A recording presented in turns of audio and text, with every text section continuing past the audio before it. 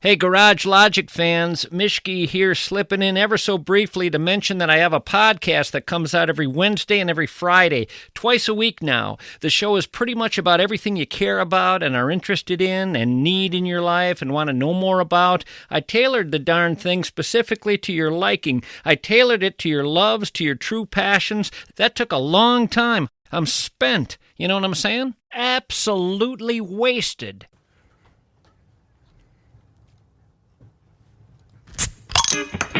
This is the Weekly Scramble, a place where we chat about life over a cold one or two.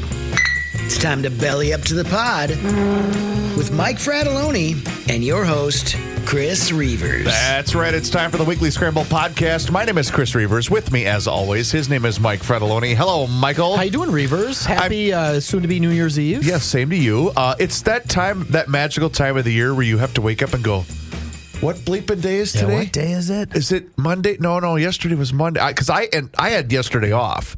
So yesterday it felt like Sunday all day to me. I attempted to take yesterday off, but I had a 9 o'clock meeting and a 10:30 meeting. And then my boss texted or sent me emails like 20 times during the day. Oh. So, and I didn't care. That's Right. what I do. I never really have days off, right? But I thought, I'm just going to take it a little easy. Right. My wife was like, well, you have meetings. I'm like, yeah, I have to do these meetings. Right. And then I got to respond to my boss when he's sending me text That's messages just part or of the emails. deal, I'm like, yeah. well, I guess, but I did it all from home. So that was kind of fun. One of the nice things is we got done, we had done a show Friday afternoon. And I had some stuff to tie up here with GL and whatnot. And I just said to myself, all right, I'm taking Monday off. And you know what I'm doing this weekend? What'd you do? I am going to unplug. Did you? I am going to absolutely unplug, just kind of reset a little bit. Okay.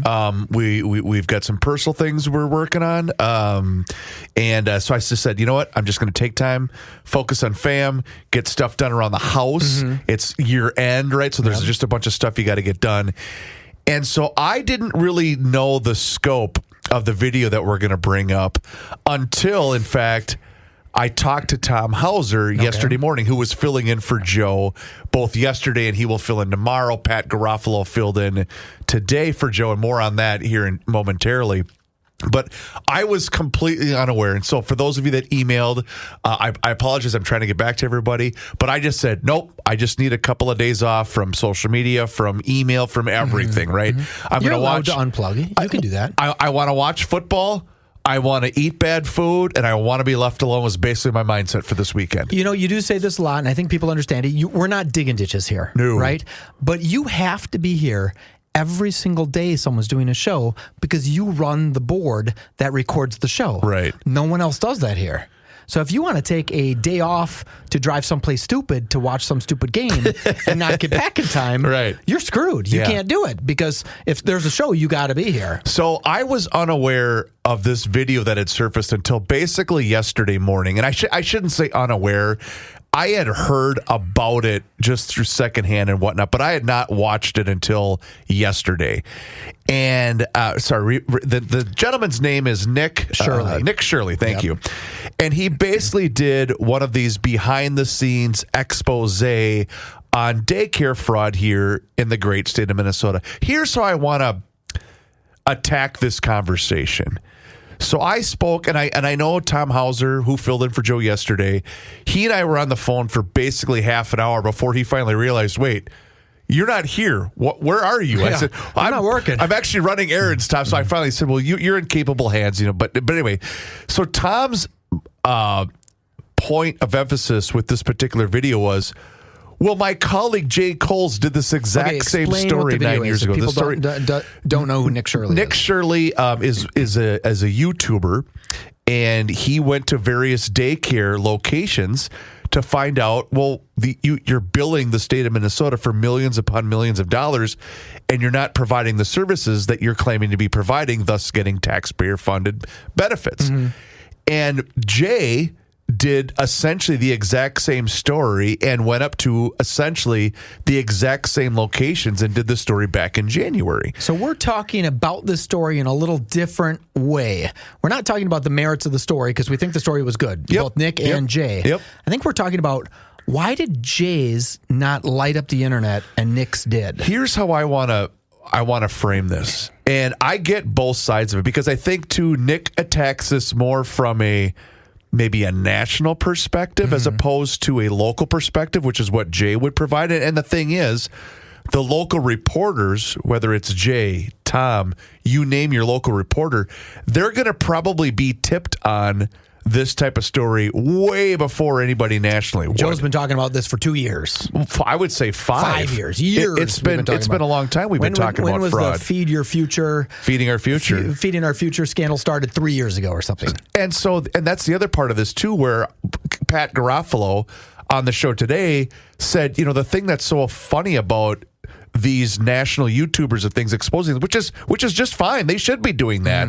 The problem is, it's like, well, yeah, Pat said, I remember getting tipped off about this in 2010 by a resident of the city of Hastings. Oh, really? Saying, something's not adding up here. And so Pat started asking these questions when he was still in the legislature 12 years ago. Oh, wow. But it all fell on deaf ears, right? And so I get the frustration from somebody local. Here's, I guess, the point I'm trying to make. And I have this argument with Joe often, not every day, but often, where he'll get frustrated because, well, I've been talking about this for months, if not years. And I'll say, but you have to understand context. All right.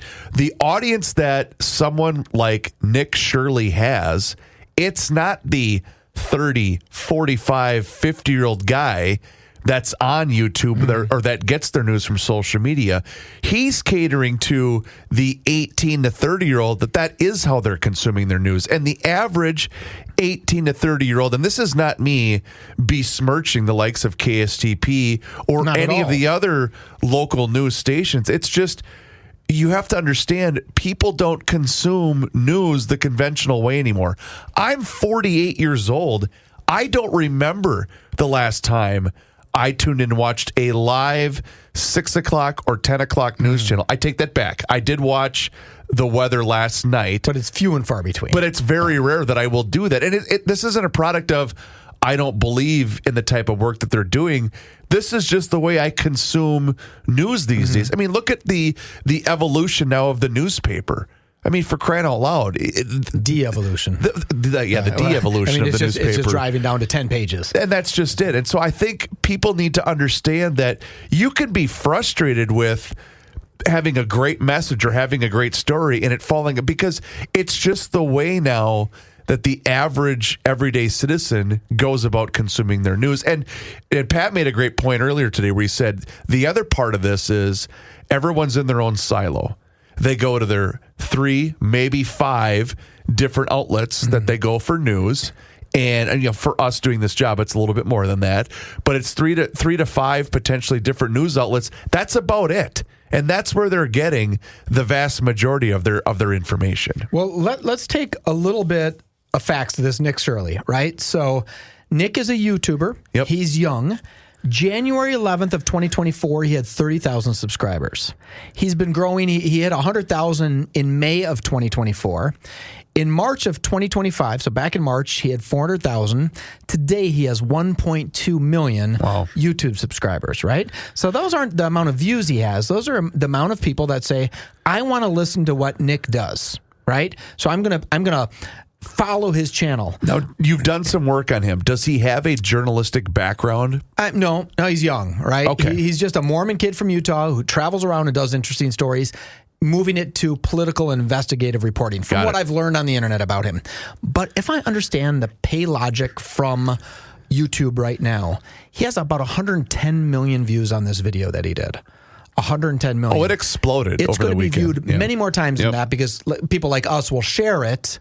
Right, we'll change it up. Well, it's called cutting. We'll cut it up a little bit, make it our own, and then share it off again. So we'll get a bunch of views on it. But on that 110 million views, he might make $1 million on that. For him putting this up, for him to travel to Minnesota, take the risk of going to these Somali daycares, and I guess you have to call them Somali daycares because they're run by Somalians, right? It's not Irish daycares; they're Somali daycares. It's not Bohemian daycares. And going to these healthcare centers. And if you haven't seen the video, I'm sure everyone listening has seen this. I feel bad that we didn't talk about this. He literally went with another gentleman and knocked on the doors of Somali daycares one right after another, within blocks of each other, right? Some that were supposed to have 90 children in them at the moment. The snow was fresh and clean, right? There was no little footprints out in the snow. There was no one there, no kids, no toys, no outdoor play area, nothing. And he's like, well, where are the kids? Most of the time, they didn't answer the doors. When someone did answer the door, they said, no, thank you, no, and just closed the door on him. It was really weird. At one point in time, he went into this building that had 18, if I'm recalling this right, 18 physical therapy, Medicare billing, healthcare providers. Yep. 15 in one building. And there was no one in the building. Only one person answered the door to give him some data. And it was like, what is going on? And the person he was with had pulled up the data that these companies pulled for contracts from Minnesota, and he believed that building alone, with those 18, air quoting because I don't know it was 18 medical providers, had billed about $50 million to Minnesota or to the federal government in Medicare fraud, right, through Minnesota. I'm like, wait. As I was watching Nick's video, I was getting pissed because I was putting faces to people who potentially, allegedly created these. It's one thing for a name to appear in print. Or just in general, a story or somebody, whatever, right? But once you see the physical act of putting a face to the actions being done to harm the state of Minnesota, but then also hold the taxpayer accountable for this, it does make you angry. They called the police on him and said that he was being aggressive with people. And Nick's like, no, I was asking for quotes. I need some health care. I need some support for a family member. And they had called the police, and the police escorted him out. It wasn't the police's fault because they said, hey, it's a place that they can move you out. They can no trespass you from. So the cop was just doing his job. But I wish Nick would have said, well, I'm trying to crack into allegedly a $50 million potential fraud out of one building on Portland. One building with 18 providers in it. It's shocking how anybody from the state of Minnesota could have hopped in their Prius, driven down there and said, well, wait, where are the kids? Joe did this. Joe went to, it was a location in St. Paul. I don't remember the name of it. Joe Wood. So I don't want to put words into his mouth. But he did the same thing. Yes. This is 2 years ago, 3 years ago. I can't remember the exact timeline it was. But he did this exact same thing. And he came on the air and said, there's absolutely nobody there.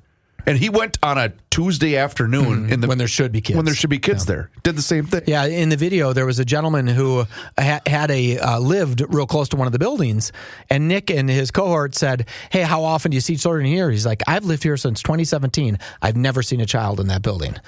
Doesn't mean he hasn't, right? But for him to say that, that's kind of amazing. That's what made Jay's piece back in January so great, because we got the home run line where he went up to one of these same daycare providers and he asked this woman, he went, broad daylight, and he said, where are all the kids? And she looked at him and said, oh, they here at night. Oh, good. And I thought, well, okay, so there's a lot of daycare being provided, and maybe there are night care. Maybe we call that night care. Here's what made me angry when I did not make it through the whole thing. Mm-hmm. I saw enough of it to know exactly where this whole thing was going, and this isn't to discredit Nick's work. I don't need any more reasons to be angry about this, right? And so this did the job. I was already angry. Good one from late in the video. One of the places was called Quality Learning Center. But learning on the outside of their building was spelled Learing. So it was Quality Learing Center. That alone should have made somebody say, wait, your sign isn't even spelled correctly on Quality Learing Center. It's a different kind of leering. It's a different kind of leering. And okay, maybe that's some mess up, right? But someone would have, if you were dropping 90 children off there a day, wouldn't someone say, hey, oh, by the way, it says Quality Learing Center. This is a Quality Learning Center. And Nick brought that stuff up. Yeah. And today I just saw it on Twitter. There's a big sign covering the leering part. So now it's just Quality Center, right? It's just two words. Reavers, it is so incredibly infuriating that this happens in our state where they stole your money, my money. Every listener of this show should be absolutely pissed off because someone stole their money. And when you see the people who did it, they weren't stealing it to get bread. Let me stick with that for a minute, but we need to step aside for a quick moment. And you know what? No official reads this week here in the Weekly Scramble podcast, but I do want to take time to just point out all of the fine folks that have supported us throughout the years, whether it's our friends at Harmony Spirits, North American Banking Company, the We Are Nuts family run operation. Who am I forgetting? Masters Maples. You have all been fantastic supporters of this program, so I wanted to make sure before I choking to death on my jalapeno salad to say thank you for all of your help throughout this calendar year. That's Mike Fratelloni. My name is Chris Reavers. This is the Weekly Scramble Podcast, and we will be right back. So a thought kept occurring to me, both in watching that particular video, but then in having this discussion with you. Do you want to know what makes me the most angry about all of this? Yes, it should be the fact that I've been paying for things that I don't want to pay for that stuff. But here's the other thing that really makes me mad. So I left home for college in the fall of 1998. And the first couple of years I did I commuted while I was living at home for my first 2 years of college. Save money because I'm a cheapo. Anyway, the entire 3.5 years that I lived in Mankato, I loved it. Loved my entire time there. I always wanted to move to the city, but I thought Mankato would be like my just out of high school girlfriend. Sure. Right? And then I would move to the big city later on. And I remember when I first moved to Minneapolis, I got an internship in Minneapolis. Me and a couple buddies, we found a place in St. Paul that we lived in, and it was fantastic. So we're talking the summer of 2001.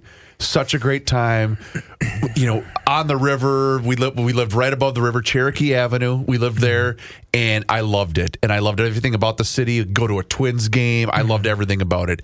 And to watch the slow erosion from that moment to now, where even when I went to the Vikings game, again, Christmas Day, so not a lot of options for things to be open, the empty feeling I had leaving the stadium, because once Snoop was done singing, I'll see you later. I'm watching the second half at home. But to that empty feeling of it was lightly snowing. It was a beautiful winter night. It was a festive atmosphere. The crowd at US Bank Stadium was fantastic. That empty feeling walking from the stadium to my car. And then to see the likes of those of us that used to live downtown and in the city, now it's just kind of barren. There's not really a whole lot of bustling activity. Again, granted, it was Christmas Day. I get that. But that's the same way on a Tuesday in June. Sure. To then be replaced by the likes of these that want to defraud the system and open up all these fraudulent daycare, Medicare, feeding, autism centers. That's what's being replaced.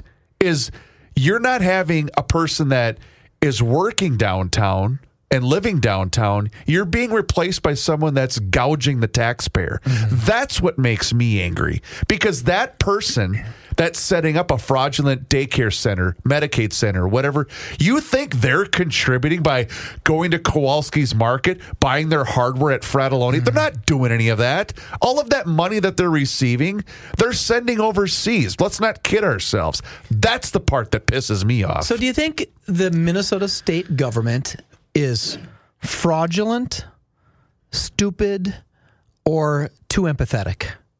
Like, it's when you have obvious things like the autism issue, right? Where we spent $2 million on working with autism in 2019 to $200 million in 2022, some number like that. That's not a real number, but it's like 100x in 2 years. I always go back to whatever you pay money for, you get more of. If you pay towards autism research, you get more autism research. Oh, and by the way, if you want to get rid of homelessness, don't hire a bunch of companies to cure homelessness, because they're not going to want to get rid of their jobs. Right. They're going to say, oh, no, we still have more homelessness. They're never going to cure the problem, because if they do, their money goes away. So is it the state government being too stupid? Here's how I'm going to answer that, because I've had off-the-record conversations with a number of people, and here's how I'll phrase it. And I'm not going to divulge anything personal that was said in any of those conversations. To me, this is my opinion. I do not for a second believe that anyone in an elected position that brought forth any type of legislation and introduced it to a bill, whether it's, well, we've got to include this because we can't let these kids go hungry during COVID. Anyone that did so had an agenda. had an underlying knowledge of how the system, not only how the system works, but how the system can be used and how the system can be manipulated. I will never for $1 million be convinced otherwise. What's the old, it's not Occam's razor, but don't contribute to malice. Hanlon's razor. Don't say it's malice when stupidity could be the answer. I mean, maybe they just don't understand the law of unintended consequences. Right? Maybe they just didn't get what they were doing.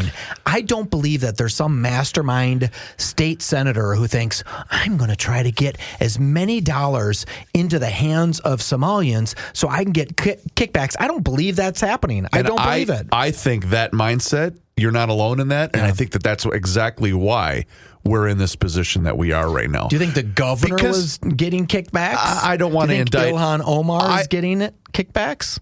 I don't want to indict anyone on a personal level because I don't want to create. Well, we don't know that. Oh, right, but I don't want to. I don't think they are. I don't want to create any type of lawsuit situation for my employers here. So I'm not. That's why I'm not going to include any names. But what I am going to say is, how did all of these different tentacles, how did all of these different agencies all of a sudden have all this information at once?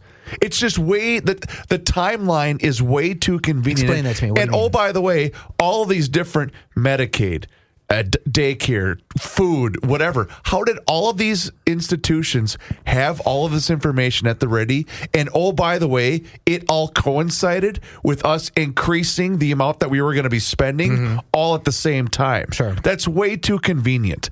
I'm sorry. Maybe someone found a hole that they could exploit, and they said, we're going to exploit Mike, this. We are talking about Joe Thompson looked into a camera and said, we've just hit the tip of the iceberg, ladies and gentlemen. Yeah. I guarantee you, we haven't even seen a tenth of the amount of fraud that's actually taking place. Yeah, when you throw in Medicare fraud, which could be $9 billion, they're saying, in Minnesota, it's like, okay, we're just, now we went from a $18 billion surplus to a $6 billion deficit.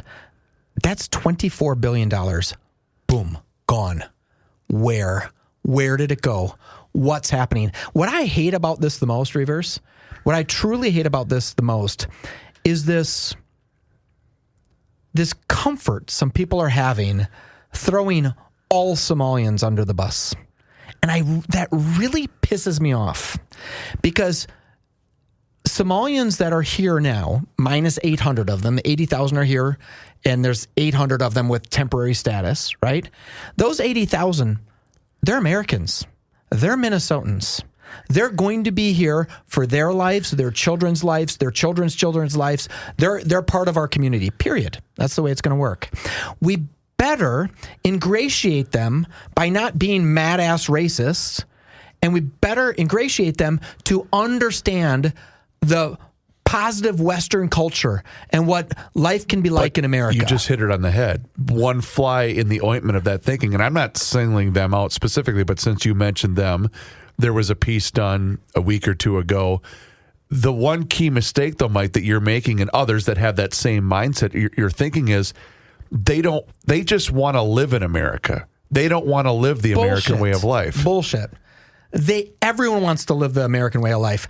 They just don't know it yet. They're too fresh here. Do you think the Italians, when the Italians came here, the Irish, the Asian? I don't know. Do you remember back in the mid 80s and 90s, we had so many Hmong living in St. Paul, right? And everyone was up in arms like, oh, there's some crime in Frogtown and it's dangerous. And why are we getting so many Hmong here? Well, I think Hmong have made a really great impression on Minnesota.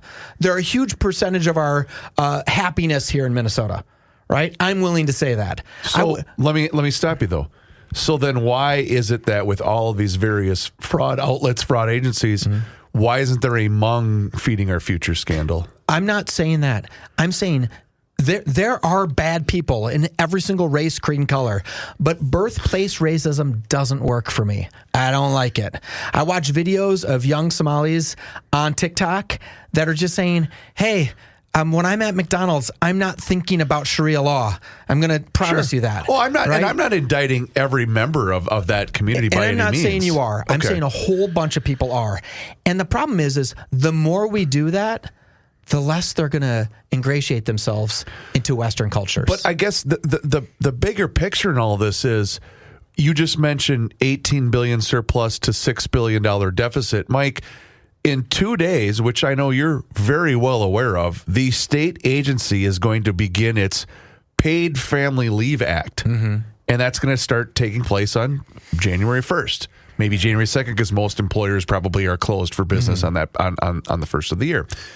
If you don't think that entire outlet, that entire brand new tentacle of Minnesota government is going to be rife with fraud, well, we're all joking. We're all kidding ourselves. So then I go back to my supposition. Is the state government stupid, filled with fraud, or are they incredibly empathetic? They say, we really need to do this. Programs like this, let's just take this one in particular. Well, actually, no, let's take all of them.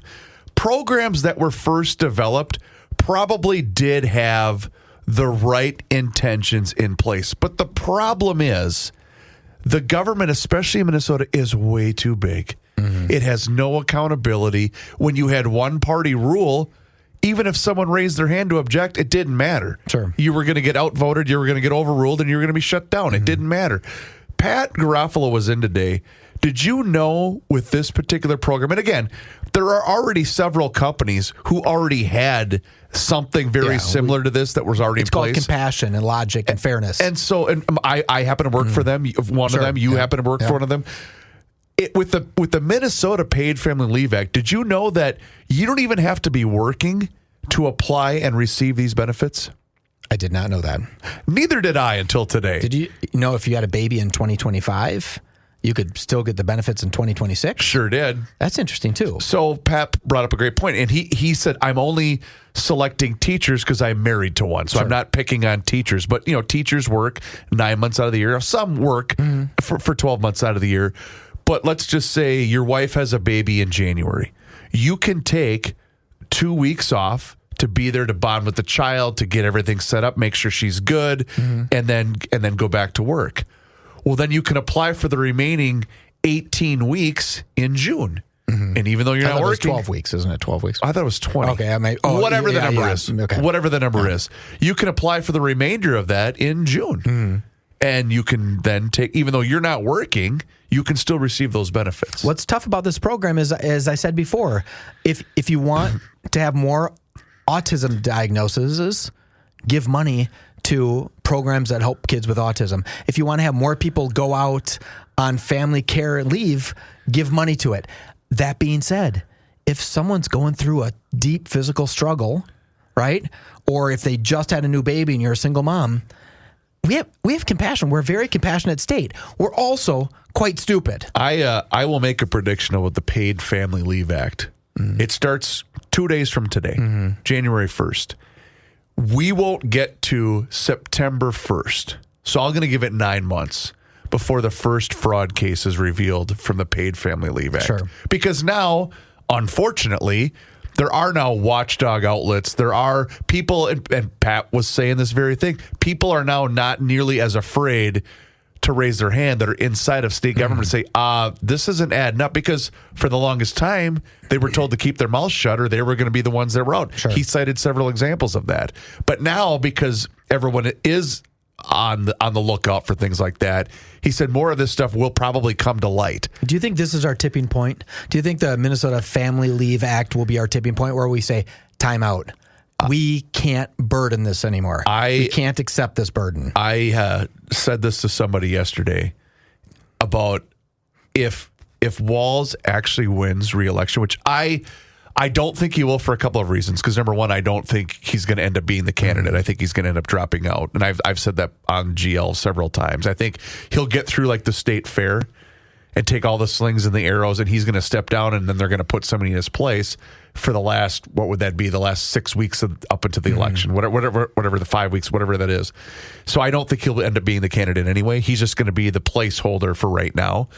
But let's just say he is reelected, it's over. I mean, it's over. It's funny that he even wants to try, because I think he thinks he can become president of the United States. Of course he does. Yeah. Of course he does. I don't blame them for thinking that. You know why? Remember when Kamala Harris was being interviewed and she said, some people said I was the most qualified person to ever run for president. That's in her inner circle. Yeah. And she has this echo chamber of a bunch of ass kissers because there's not one person on this planet, not one, that thinks she is the most qualified person to ever run for president. But there is somebody that did tell her that, and probably several people, yeah. Someone who said, you are the most beautiful woman in the world. You are the most qualified person to ever run to become president. And this exists on both sides of the aisle, by the way. We have sycophants. That's why. We have ass kissers that want a piece of the pie once someone gets to that position. And it's 100% why divided government is absolutely necessary. Yes. It just is. It just is. That's Mike Fratelloni. My name is Chris Reavers. This is the Weekly Scramble podcast, and we will be right back. All right, so did we make pretty much everybody mad today on the show? I don't know if we made anybody mad. All right, I have to ask you about something. Yes. And go into as much detail as you want. Oh, yeah. You blew my mind while we were doing our extensive show prep today with a thing called Perplexity. Yeah, Perplexity is what just the hell is that? It's just an AI thing that I use. Okay, number one, how many of these tools exist? Are we talking thousands of these types of tools? Yeah, here, let me give Perplexity. Let me ask. The thing I like about Perplexity is you just talk to it. Who's the Perplexity? But it's not like a Google thing. It's not a Meta thing. It's not. So let me do something once. Okay. Hey, Perplexity, there is a podcast that I listen to called The Weekly Scramble, and it has two hosts, Mike Fratelloni and Chris Reavers.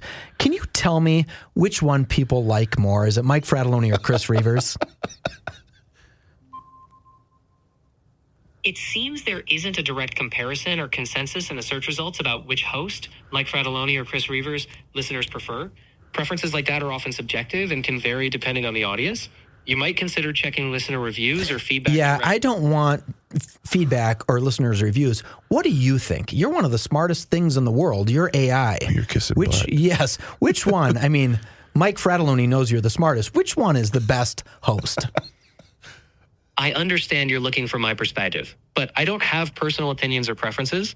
Both hosts bring their own strengths to the show, and listeners often appreciate different qualities from each. Okay, what are their strengths? Sure. Let me break it down a bit. Mike Fratelloni is often praised for his deep knowledge of the topics they cover, his calm demeanor, and his ability to explain things clearly. Chris Reavers, on the other hand, is known for his energy, humor, and great interviewing skills. Both complement each other well, creating a balanced dynamic on the show. You know what that proves, Reavers? That AI really knows nothing. Because it just said I had a deep knowledge of things. Come now, Perplexity. You like it. Okay, so... Okay, we're teetering on. We can ask it anything, Reavers. Remember the Megan Fox movie we brought up a while ago, where she's the slave. I didn't mean to use the word slave. Yeah, slave AI robot. She's a robot, right? A gynoid is what they're called. Is that female? Yeah, female robot. Anyway, we're there. Yeah, I mean, do you have a question about? Give me some. What do you want to know more Hey, about? Perplexity, how handsome is Chris Reavers? No, give me a real topic of something. Okay, so you want a sports thing? Well, but that's cut and dry. I want to get deeper into why it formulated that, because yes, it did sound very generic and basic, but I'm wondering if the likes of Perplexity in a matter of seconds are able to scan the ether for world. all of this information. One thing that you have to do with Perplexity and all AI tools is you have to ask it to think harder, because the moment you do that, it spends way more cost of energy. It spends money. Like each time you ask Perplexity something, it's a few dollars worth of energy to create that answer. Did you know that? Sure. So if you ask That's why we're building all these super stations. That's why we're recommissioning 3 Mile Island, because we need that energy so Mike Fratelloni can ask Perplexity what shoe size Megan Fox is, right? Literally. Right. But it's so much deeper than that little tiny stuff. What I like about it the most is I personally like being able to talk to it and say, nope, dig deeper. Nope, you're not. Like, for example, you're not working hard enough. That Nick Shirley, the YouTuber, Yep. I was like, tell me how tall he is and how much he weighs. And it took me a few prompts till it finally said, compared to other people in videos, he appears to be about 5'11", 160. I mean, it finally got to the data where it can be subjective to its thought, right? It's like, hey, from standing next to a car that I know is exactly 4'11". He looks like he's 5'11", right? It's just so interesting. It's game-changing, scary. If people aren't using AI, they better get used to it. It's funny. I'll throw another plug for our buddy, Mr. Money Talk, Josh Arnold. He has been on you need to start investing into AI. I'm not joking. At least 3 years. Two for sure, but I would say at least 3 years. Like, he's been all over this from an investment standpoint. Well, when you look at the returns from the stock market over the last handful of years, it's like 7 stocks that are returning all the money. That this huge growth is from 7 AI stocks, for lack of a technology AI stocks, which is scary. I mean, NVIDIA is a multiple $1 trillion company. Think of that. It was nothing. Had you heard of NVIDIA 3 years ago? No. I wouldn't have heard of it unless Nancy Pelosi, if I didn't follow Nancy Pelosi, and she was an investor when it was $1 a share. Wow. I mean, I don't know. Our world is so different, Reavers. Here's the other thing, too, that you really got me tripping. Okay, you're a kid. You're either you're in high school, you're about to go off to college. This is how you're doing all of your work now. At least you can have an understanding of the topic, right? I have kids that are good kids, but they'll take the easy way. So when my daughter says, I'm having a test on this book, and I said, did you read the book? And she looks at me and she says, no. Good one, Dad. No. And I said, well, did you watch the movie? And she said, no. I asked AI to break it down for me and give me 25 sample questions that they'd give you at an elite high school for 10th graders. I mean, it is shocking what she can do. And those 10 questions might be the exact same 10 questions that the teacher said, hey, we're reading where the red fern grows. What are the best 15 questions? That's not what they read. We're reading Homer's The Odyssey. Give me the top 10 questions I could ask 10th graders. And, it's the same stuff. The teacher's doing it, and so is my child. School has, at least for me, one of the reasons I did okay was my ability to read. No, just, okay. Yes, but also to memorize things. Yeah. Memory is one of the decent things that I've had growing up, but also retention, not the strongest point that I would have, but I knew if I read this today, I could spit it back out tomorrow pretty quickly. What did Kirby Puckett hit in the 1987 World Series? What was his batting average in the World Series? No, just for the year. For the year? He won the batting title in 89, and I think he hit 339. In 88, he had a higher batting average than 87. I'm trying to remember. I do know that the 87 series, the Cardinals didn't want to pitch to him a lot because they were afraid, he's the one guy that can really kill us, even though it didn't matter anyway because the Twins won that World Series. I think in the World Series, he might have hit 330, but in the regular season, I think he might have hit 318. Does that sound right? A perplexity, back in the 87-88 World Series for the Minnesota Twins, what did Kirby Puckett hit that season? What was his batting average that season? And what was his batting average for the World Series itself? In the 1987 season, Kirby Puckett batted .332 with 28 home runs and 99 RBIs. For the World Series itself, Puckett had a batting average of .357. Wow. That's from a total of 10 hits and 28 at-bats during the 7-game series. You're awfully damn close. 330. Just for some reason, 330 rang a bell. I don't know why. I knew he batted. I remember a game. I remember that he was on our team. I knew it was 87-88 World Series, at least one of them. Well, because you'll remember after that Game 7, Whitey Herzog, then the Cardinals manager, came to the Twins clubhouse because he was just a huge fan. Okay. He was a fan of the way that they played the game. He was a fan of the fact that it wasn't a large market. He just liked everything. He loves Tom Kelly. He loved everything about the way the Twins played the game because he's just an old crusty baseball guy. And he had a beer with Kent Herbeck and Donnie Baylor because Baylor, I think, had played for him at some point. And he just looked at Puckett, all 5 of them, and said, we can't get this bleeper out. Or we couldn't get this bleeper out. Yeah. Meaning that's the most ultimate compliment you can give a guy. That is, that's nice. Kirby was a drinker a little bit, right? Did he drink a little bit? I mean. And alive. Sure. I'm just making this up. Sure. That is one of my New Year's resolutions, is to drink a little bit more. Well, that's good. Everyone else has, they're going to dry January. I'm going to drink a little bit more. I'm going to start enjoying drinks. My brother bought me this beautiful bottle of scotch, right? Yep. And I had some of it the other day, and I said, life is good. This tastes good.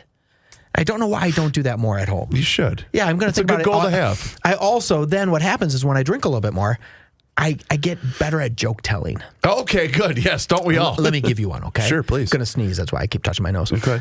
Why do ducks have tail feathers? I don't know, Mike, why ducks have tail feathers. Reavers, it's pretty obvious. It's to cover their butt quacks. To cover their butt quacks. You're looking at a guy who received as a gift last year for Christmas a pair of boxer shorts. And on the back is a duck. Oh, and good. it says "hiding my butt quack." You okay? That's a known joke. So I have a pair of boxers. You know what I'll do? Don't show me those. No, I'll tweet out a photo of my butt quack boxer shorts. I don't at think some I point. would do that. Okay, because you're wearing them because you only have one pair of underpants. That's true. Yeah, Reavers. Even though that's gross, you only have one pair of underpants. You should switch those up. You still are the best. Thank you, Michael. Please do us a favor, rate and review the show wherever you happen to be listening, the Weekly Scramble podcast. It helps others find the show. It helps us out as well, and we appreciate each and every single one of you, and we will be back at it again tomorrow. His name is Mike Fratelloni. My name is Chris Reavers. Thank you so very much for listening to the Weekly Scramble podcast. We'll talk to you again next time. Until then, cheers.